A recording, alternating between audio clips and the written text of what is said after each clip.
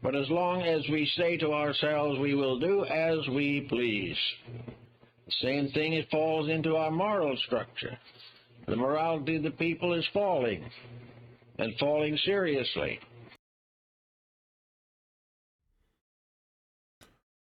Howdy, howdy. What is good? What is good? I hope all is well in these troubling times. I'm back yet again, with another short video. But before I jump into that, I want to bring some awareness to the End of Slavery Summit, which is starting today. I do believe. An email was sent out by Corey. So yeah, I'm pretty sure you can still sign up online to watch, to be a viewer, which I don't know why you would not want to enjoy this amazing content. I think now it's over 50 plus speakers. The End of Slavery Summit, which is starting today, is being hosted by Corey Indrelet and Aaron Butler. So hopefully people have already signed up to receive the notifications so they can enjoy this host of speakers and all the material that is going to be, held presented in this wonderful online summit, trying to bring hell awareness, trying to share information about what is going to be required in order for us to pretty much see a world based in freedom, a world based in voluntary action, a world based in true anarchy, a world that is based in true moral right action and right behavior. But we are never going to get that, held to that goal, to that destination, if we don't start from the causal roots, the realm of causality in our minds. So we need that information being spread. We need that information being talked about. And that's what that summit, is trying to do, is to spread this awareness, because without this awareness, we will never get to right action. So, yesterday I did a video with Awaken Your Mind, Derek. I think his last name is Bartolacelli. I'm terrible sometimes with names, but yeah, Derek of Awaken Your Mind. If you're not familiar with his channel, he does a lot of wonderful hip hop, rap, like old school kind of, mid 2000 mixes of, like pretty much like conscious hip hop, conscious rap, mixtapes. And they're phenomenal. Like he's done a hell of a job mixing everything together. He does the visuals and just maintaining and putting all of that together in a compilation is a task in and of itself. But I really do enjoy his work. I always have have one of his mixes playing in the background if I'm just sitting here, tinkering around with shit, or if I'm trying to create a presentation, or doing some video editing in the background. I always have one of his mixes playing. It just enhances my ability to focus, because he uses the right frequency when he is creating these mixtapes. So hopefully everyone can go out and check out his work. And one of the main things that I want people to focus on, I said what I said in the video, because he asked me a lot of questions, and I bring up a rap hip hop album, which was Dead Prez, Let's Get Free. Like literally one of my favorite, if not favorite, rap slash hip hop album of all time. And I talk about some of the things that I liked in the album, and some of the things that I did not like freaking in the album. And I said one thing that I know is not going to be very well liked in a lot of black people or the black community. But I also posted links to verify, and I think if anyone has done the research, they will understand what I am talking about.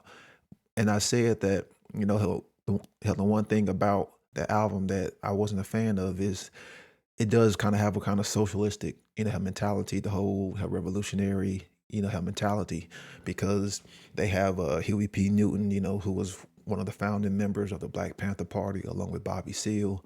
I'm not really a fan of the Black Panther Party because it has our socialism, Marxism, and communism had its roots in the Black Panther Party.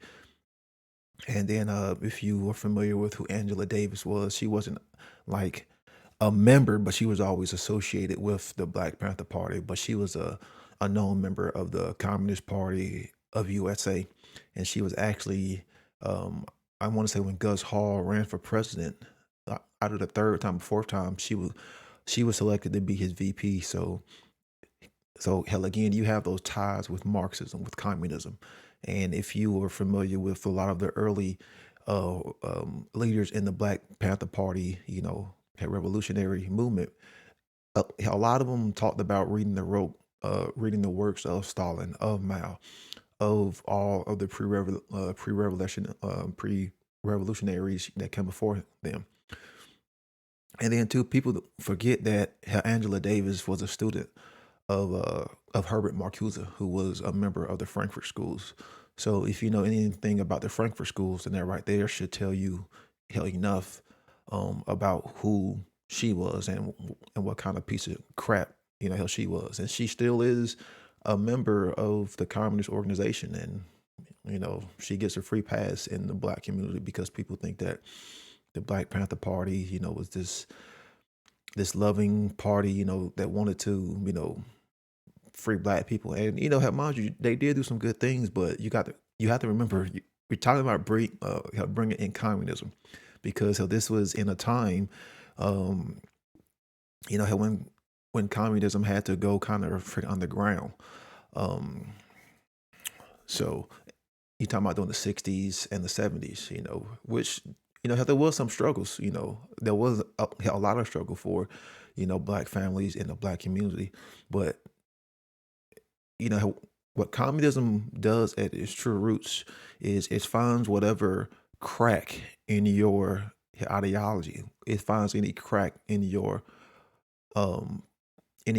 foundation, and it will take that crack and put it in a wedge, and it will hammer and hammer onto that wedge. And what I mean by that, it will find the smallest differences between people, race, sex, money, class, like the smallest things that people don't think about, and they will turn those things into bigger forms. So then therefore it creates more of a division within the people, because the ultimate goal of communism is a closed off society. It's the biggest form of isolation, from everybody, from the outside world. So that's what communism has always done.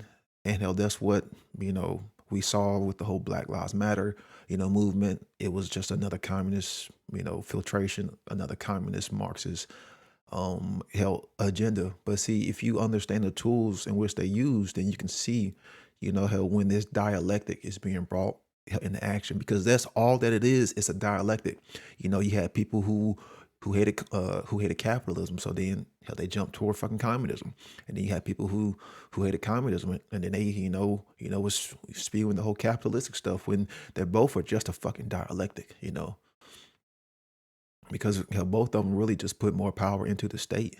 You have freaking communism, which is going to have its her ruling power, its ruling class, which people still don't understand, who control fucking everything. Rather it be the state or a bloodline or whoever.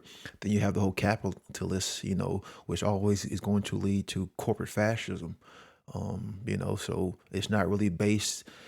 Either of them are not really based on their natural law, and doesn't really equate to consciousness, growing true free market. Now, capitalism at its lower stage, it may have the ideology, but we all know, it's going to lead to greed and, just more of the accumulation of wealth and materialism.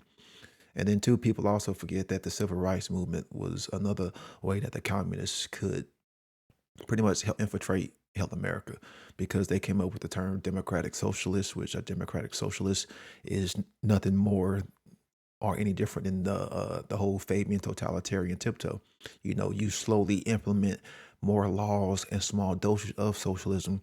Then therefore, through the democratic method, by voting, by getting idiots or useful idiots to vote, then you can bring in, full blown communism, which is the end game goal.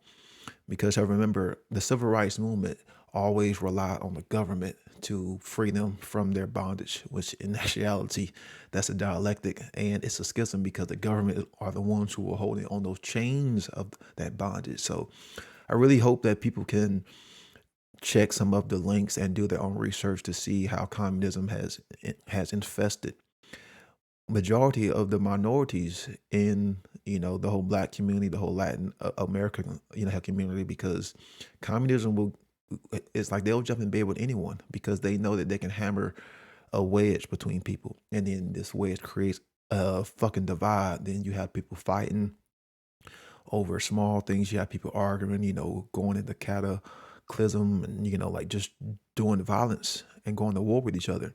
And then of course, who's there to rescue people? Who's there with the solution? The ones who created the problem. So it is one of the forms, or the ultimate forms, of dialectic that man has sadly always, you know, have gone through. Because if people still think that Marx created communism, you are miseducated and uneducated, because communism was not created by Marx. It's actually an older, or what I would say is an older occult, esoteric teaching that's been around possibly longer than we think it has. So I hope everyone could at least learn from that. I want to thank Derek, for joining me. It was a wonderful discussion. What all the topics talked about, all the questions talked about. He was very interested because I'm from the South, from Atlanta. If you're familiar with hip hop, and in the early '90s with Outkast, fucking Goody Mob, all of that stuff, and how it kind of brought Atlanta onto the map. Then we got to the 2000s. You had the whole trap music, the whole booty shaking music, the whole club music, which things kind of became very unconscious then. So yeah, it was a great interview. It was great energy. Hopefully people can at least take some of the information in, and see how music can be a great way to plant seeds, can be a great way to influence, and it can also be a tool. It can also be a weapon if used in a very unconscious way. So check it out on Odyssey. You can check it out on BitChute. You can check it out on the One Great Work Network, but you will not be able to check it out on YouTube, because YouTube hates freedom, and it is pro-slavery. It is pro-censorship. So that's why I'm still trying to get people to jump to other platforms to watch my material, and not just my material, but anyone else who creates material. If you can watch their content on another platform outside of YouTube, outside of these big time, you know, anti-free speech platforms, then do so. Make that jump. So, if I hope everyone enjoys the rest of their day. Peace out. The effects are inherent in their causes. We observe every day that causes produce consequences. But most people are so much interested in their own ideas about consequences that they overlook the problem of causation.